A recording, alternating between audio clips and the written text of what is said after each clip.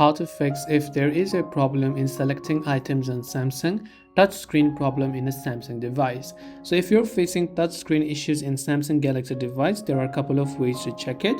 The first way that you can check it is by going to your keypad, typing in asterisk hash 0 asterisk hash, which will take you to this page where you have to simply select the option called touch and try to touch all the squares like this using your fingers like this, right? So as long as you fill all the squares correctly, if it is touching, then there should be no touch problems with your Samsung Galaxy device. So the way to get rid of this is also by simply making sure you have selected all the screens in this case, or all the boxes.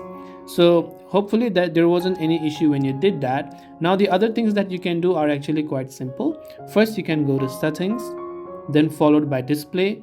From display, you can scroll down and turn on touch sensitivity. So you can increase the touch sensitivity of the screen for use with screen protectors. So if you're using a screen protector, you can turn this thing on, and you can also try to just force restart your Android phone or your Samsung to see if that helps you. So hope this video helped you out. Thanks for watching, and do subscribe for more tips and tutorials such as these.